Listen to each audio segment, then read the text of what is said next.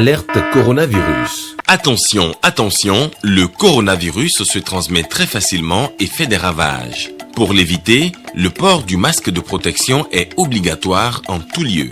Dans l'administration publique ou privée, dans les réunions, les rencontres, dans les marchés, les magasins, les boutiques et lors des déplacements, le port du masque est obligatoire. Même dans les lieux privés, dès lors que l'on n'est pas seul, le masque doit être le fidèle compagnon. Mais attention, le port de masque de protection ne dispense nullement d'appliquer les autres mesures de prévention, notamment le lavage des mains à l'eau et au savon et l'observance de la distance de sécurité sanitaire d'au moins 1 mètre entre personnes. Enfin, s'abstenir de porter des gants en vue du lavage régulier des mains à l'eau et au savon ou de l'application de gel hydroalcoolique. Pour tout savoir sur l'épidémie du coronavirus au Bénin, rendez-vous sur le site web www.gouv.bj/coronavirus. Ceci est un message du gouvernement de la République du Bénin. Mesdames, Messieurs, bonsoir. Merci de votre attention. Voici le sommaire de ce journal. L'économie béninoise se porte à merveille. Les récentes évaluations des institutions internationales l'attestent et Ronald Obiado Wadani l'a confirmé hier face aux médias.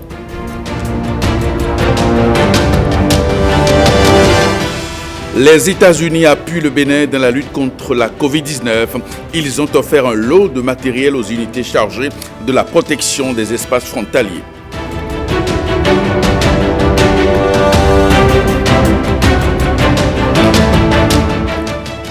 Le Bénin pourra désormais former sur place des experts comptables. C'est la bonne nouvelle portée à la connaissance des praticiens de la comptabilité et c'est l'École nationale d'économie appliquée et du management qui sera le bras opérationnel.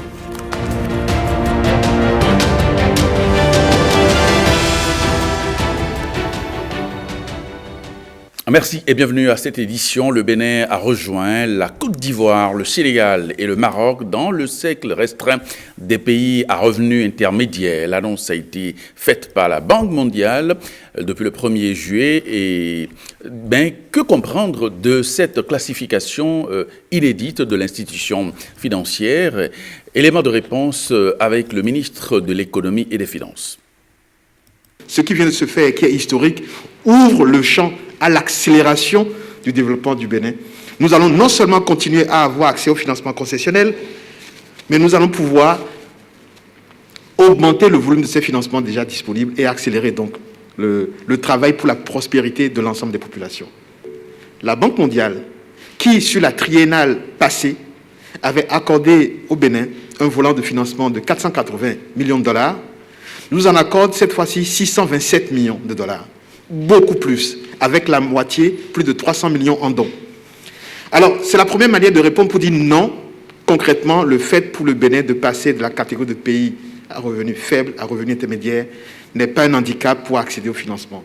Puisque la Banque mondiale, même qui fait ce classement, le jour où il le fait, il nous donne beaucoup plus et il nous alloue pour les 3 années à venir plus de 300 millions de dons.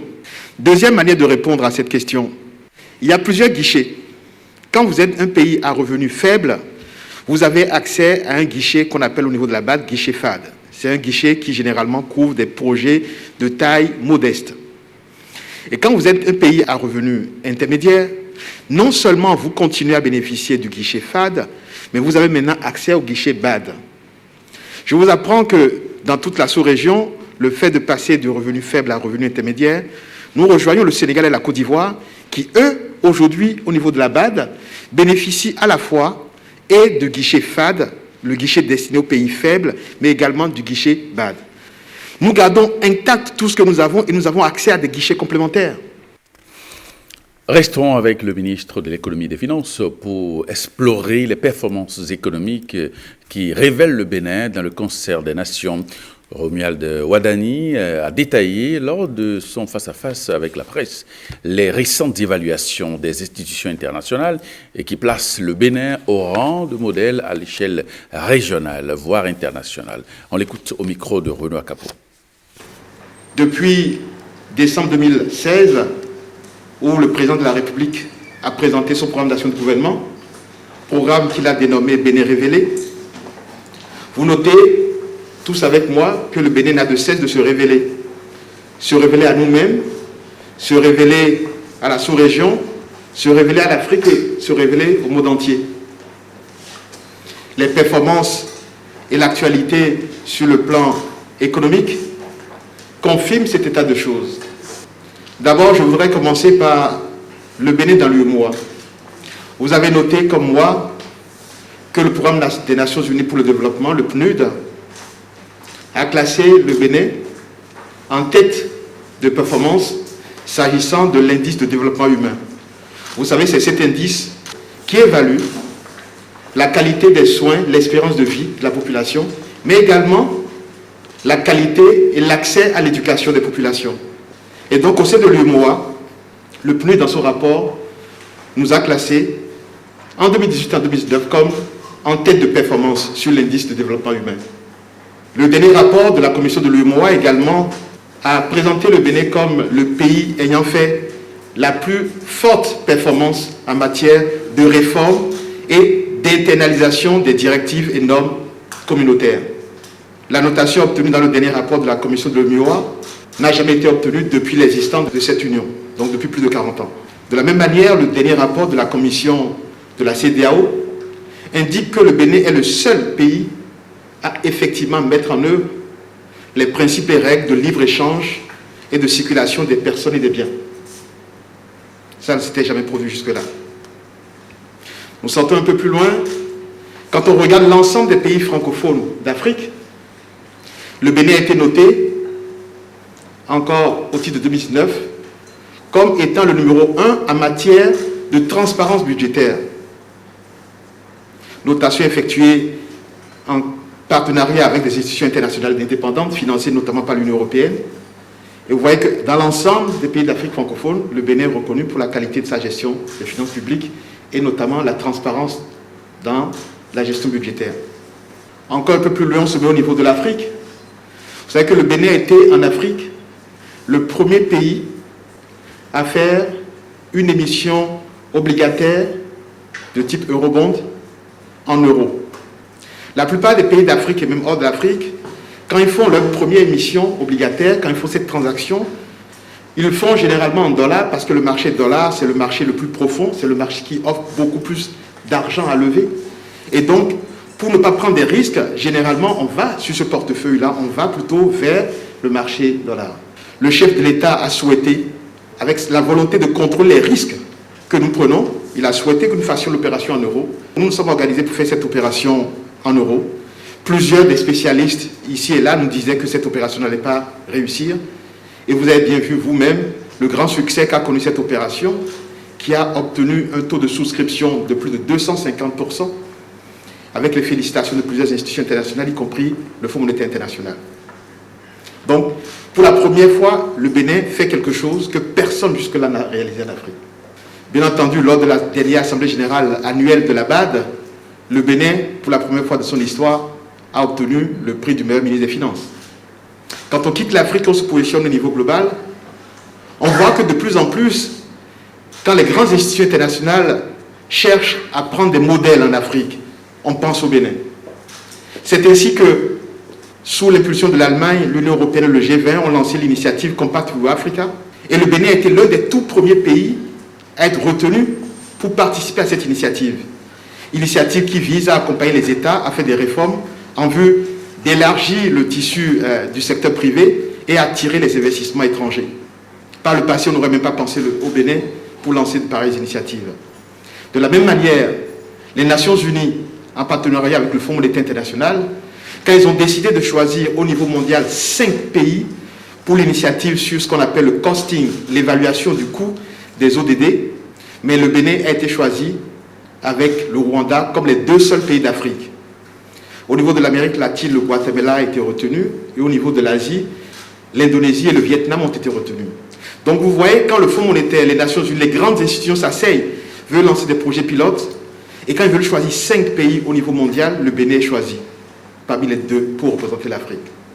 De la même manière, pour la première fois dans notre histoire, vous savez, l'année passée, ceux qui connaissent la Banque mondiale, qui vont sur le site de la Banque mondiale, ont pu noter que pendant plusieurs jours, il a été affiché l'opération de reprofilage que le Bénin a réalisée.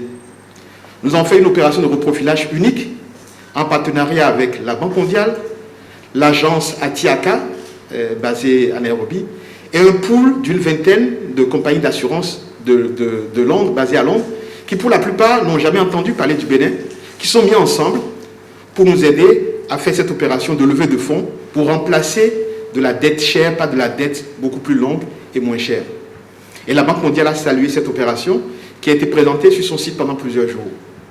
Et mieux, cette opération a été considérée par la Banque mondiale et les institutions internationales comme la meilleure opération financière de l'année 2018. Dans la même veine, toujours au niveau global, lors des dernières assemblées annuelles de la Banque mondiale à Washington, le Bénin a obtenu le prix de la meilleure gestion de dette en Afrique subsaharienne. Donc c'est le bel exemple encore de succès des choses qui ne se sont pas réalisées jusque-là. Et l'exemple de cette nature, nous pourrons en parler pendant longtemps. La Banque mondiale a également publié son indice CPIA.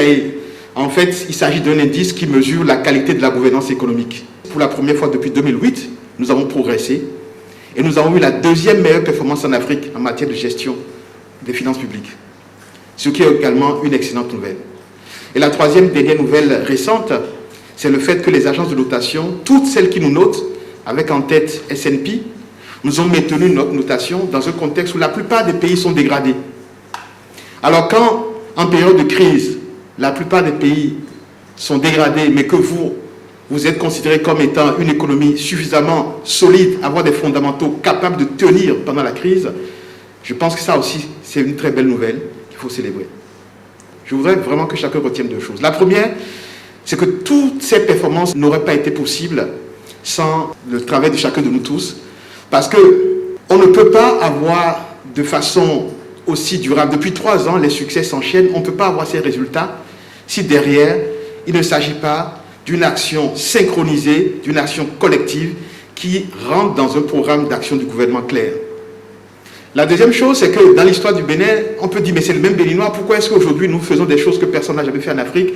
Nous faisons des palmarès, nous sommes en top des palmarès où on n'a jamais été cité, etc. Pourtant, c'est les mêmes Béninois. Oui, mais la deuxième chose que je veux que vous reteniez, c'est que depuis 2016, nous avons un chef de l'État qui a affiché une ambition, des objectifs, un programme d'action de gouvernement, la discipline et le travail avec beaucoup d'acharnement. C'est ça qui nous permet d'obtenir ces résultats-là. Et c'est important de le souligner parce que quand vous ne savez pas pourquoi vous avez les résultats, vous ne pouvez pas les faire durer, vous ne pouvez pas les pérenniser. Donc il est important que chacun comprenne que ces succès sont les succès de nous tous. Nous le faisons parce que nous avons tous contribué à travailler de façon synchronisée sous la direction donc, du chef de l'État qui a tracé la route. Nous le faisons aussi parce que pour une fois, nous avons une vision claire de là où nous allons. On vous a dit, je me rappelle encore le 17 décembre 2016, que nous allons étonner le monde. Le Bénin va se révéler à nous-mêmes et au monde. Et vous voyez bien que c'est ce qui se passe jusque-là. L'ambassade des États-Unis au Bénin répond à l'appel du ministère de l'Intérieur dans le cadre de la lutte contre la Covid-19. Eh bien, l'ambassade a offert un lot de matériel aux unités chargées de la protection des espaces frontaliers. Jean-Claude James, Wenceslas Samaïman. Des masques réutilisables et du gel hydroalcoolique. Il s'agit des fruits de la coopération entre l'ambassade des États-Unis et l'Agence béninoise de gestion intégrée des espaces frontaliers au profit des unités spéciales. Dans ces secteurs, c'est souvent les forces de défense et de sécurité qui sont au contact des populations parce qu'ils font du refoulement, ils font de la surveillance et sont toujours dehors.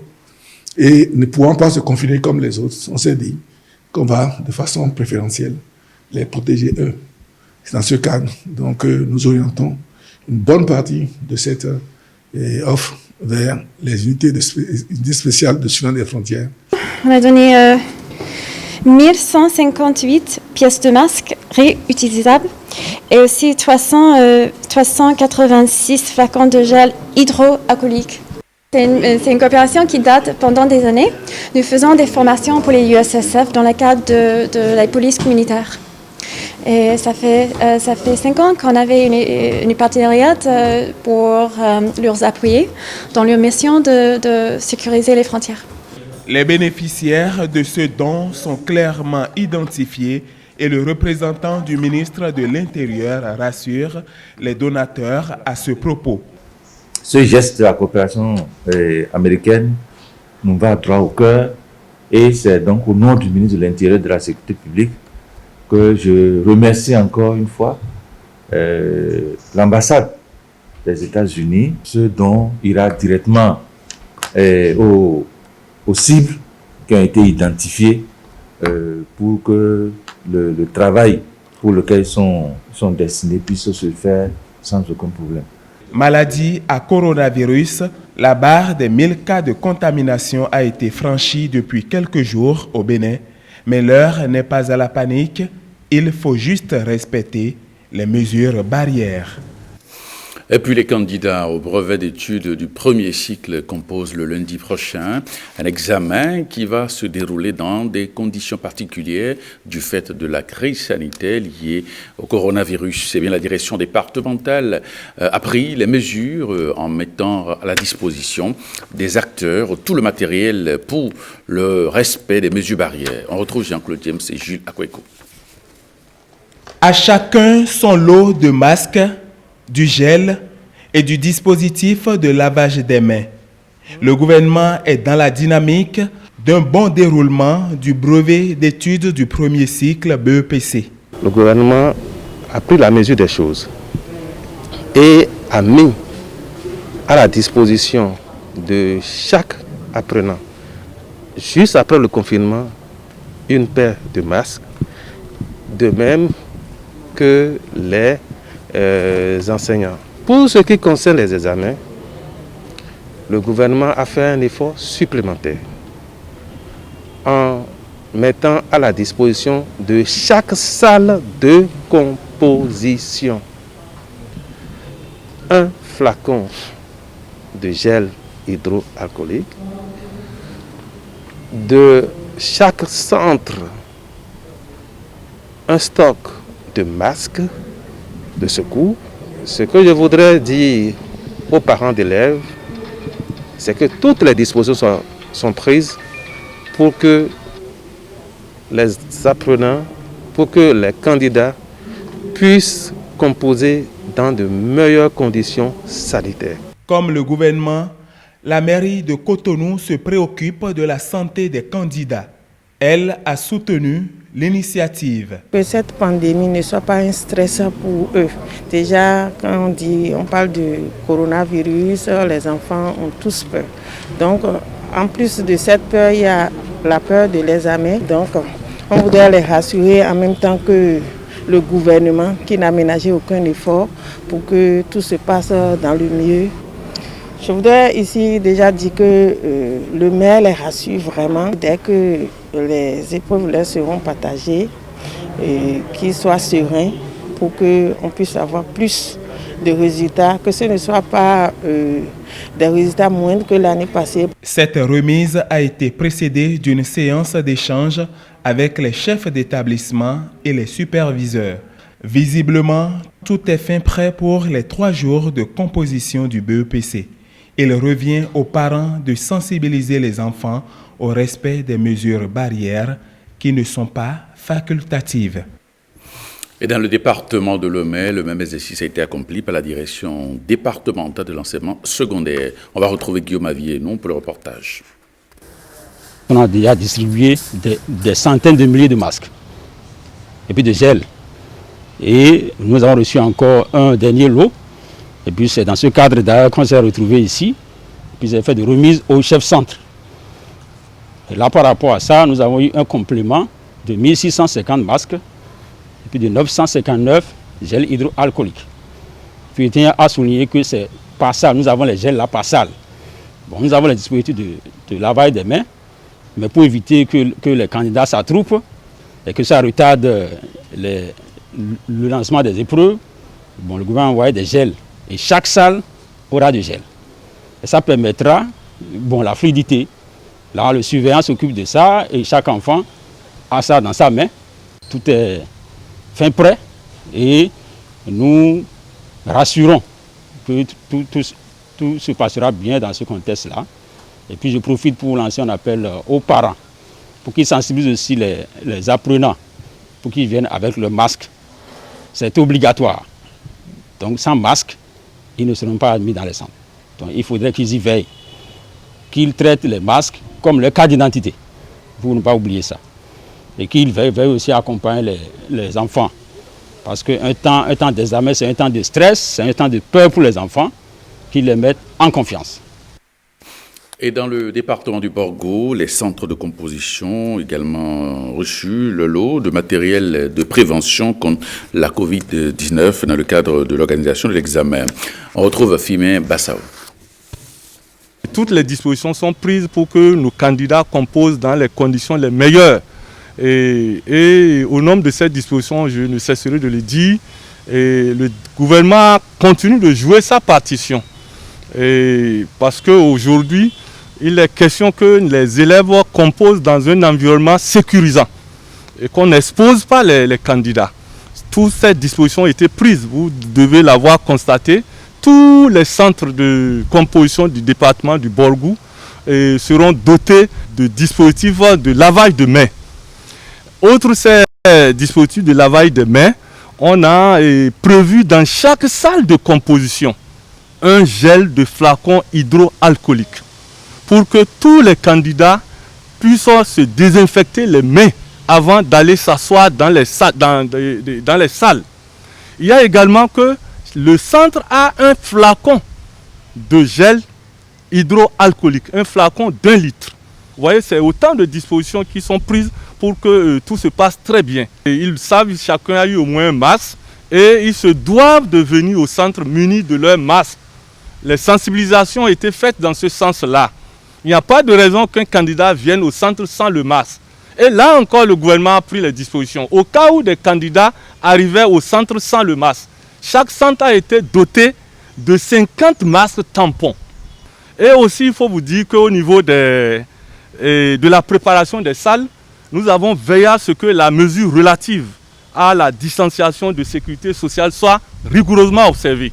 Les instructions ont été données aux chefs de centre pour que dans chaque centre, qu'on n'ait pas plus de 30 candidats. Contrairement à l'année passée où nous étions à 19 000 et quelques candidats, cette année, le département du Borgo enregistre 11 789, si je ne me trompe, candidats. Donc voilà, c'est une baisse assez sensible en termes de candidature. Et inéluctablement, cela crée, n'est-ce pas, un réajustement au niveau de l'organisation. Les centres ont été revus à la baisse. Le nombre de centres a été revu à la baisse. On est parti, par exemple, de 24 centres l'année dernière à 17 cette année. Et vous voyez, donc, nous sommes aujourd'hui, au niveau du département, nous sommes à 17 centres. L'ONG Handicap International a organisé une formation à l'intention des directeurs des ressources humaines. Eh bien, il s'agit d'outiller ces directeurs d'entreprises sur les techniques de gestion des personnes handicapées et de les sensibiliser autour des droits des personnes handicapées. Fifame Ataliji. 1 milliard de personnes, soit 15% de la population mondiale, vivent avec un handicap.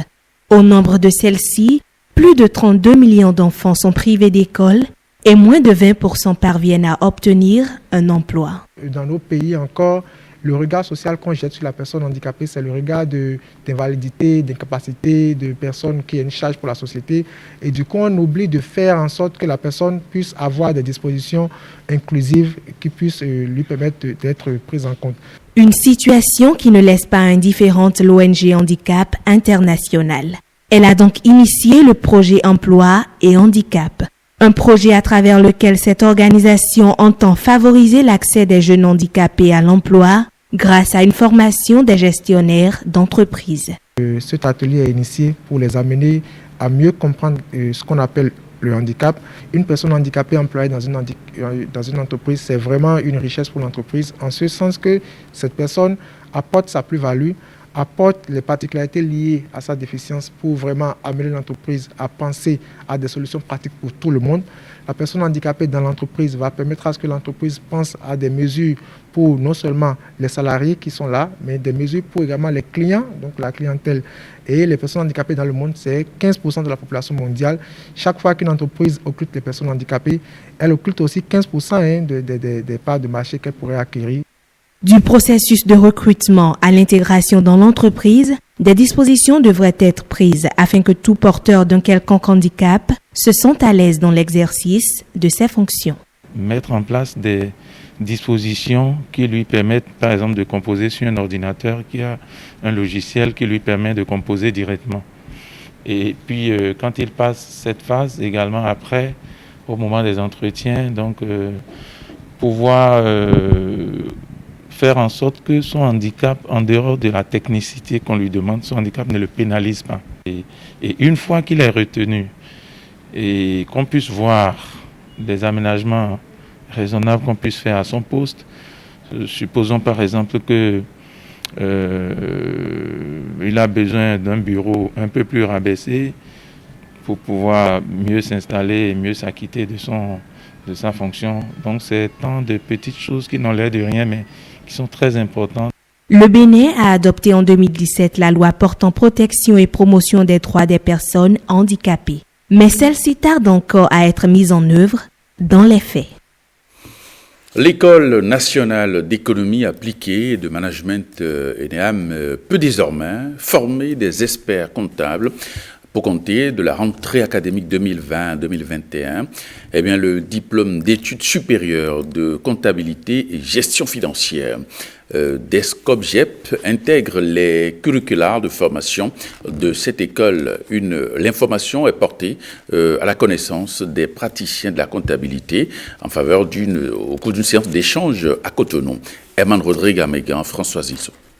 Jusqu'à ce mois de juillet 2020, pour obtenir un diplôme d'expertise comptable, il fallait se déplacer dans des pays de la sous-région, comme la Côte d'Ivoire ou le Sénégal, ou carrément se rendre en Europe. Pour compter de la prochaine rentrée académique, cette quête du savoir dans le monde des finances pourra se faire sur place par le truchement de l'ENEAM qui a décroché l'agrément. Et tout naturellement, le mérite lui revient. Le 11 juillet 2019, l'ENEAM a reçu de la CREFEC une lettre lui notifiant son agrément pour l'organisation de la formation au diplôme d'études supérieures de comptabilité et gestion financière DESCOGEF au deuxième niveau du cursus du diplôme d'expertise comptable et financière d'ECOFI à partir de l'année universitaire 2020-2021. Félicitations à toute l'équipe donc, mais c'est maintenant que le plus dur commence.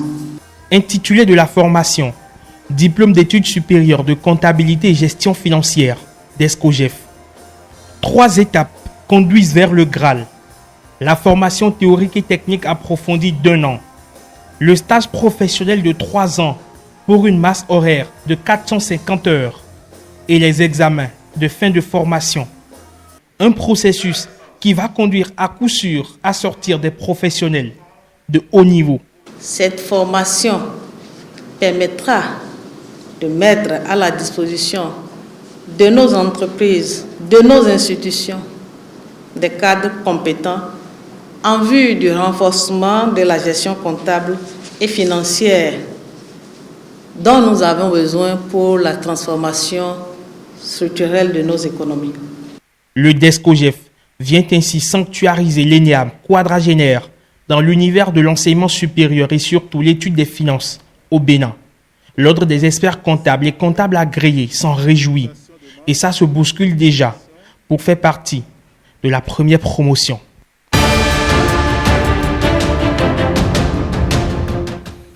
À l'étranger, au moins 1 mort et 20 blessés, c'est le bilan des affrontements. Hier, à Bamako, au Mali, des débordements ont éclaté suite au grand rassemblement de l'opposition organisé sur la place de l'Indépendance pour demander la démission du président Keïta.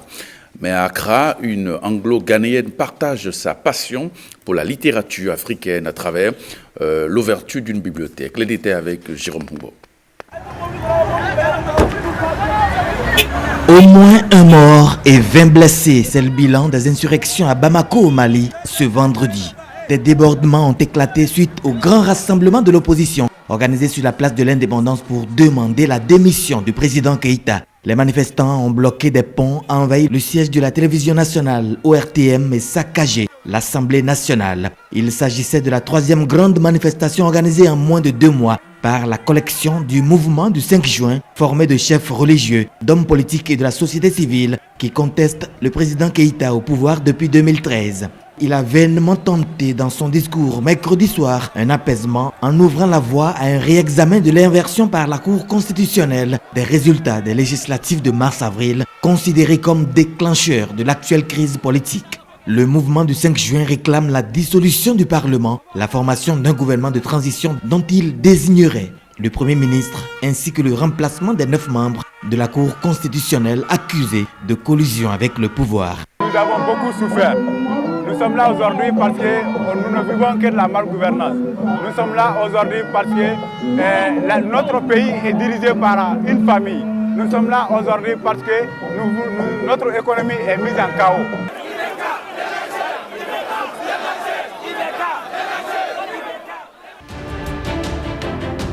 This is Marlon James, who is a Jamaican writer. Sylvia Arthur est une anglo-ghanéenne. Elle avait toujours rêvé de partager sa passion pour la littérature africaine et son impressionnante collection de livres. Son rêve est devenu réalité avec l'ouverture à Accra de sa magnifique bibliothèque.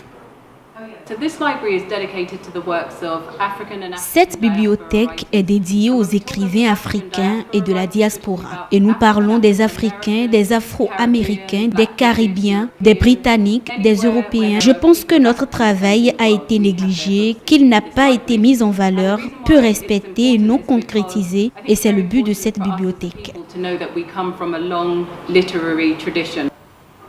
L'espace est lumineux et moderne. Les curieux peuvent s'installer dans de larges canapés ou des chaises en bois sculpté traditionnelles des royaumes d'Afrique de l'Ouest et emprunter des livres pour des frais d'inscription annuels de 600 cedi, environ 90 €.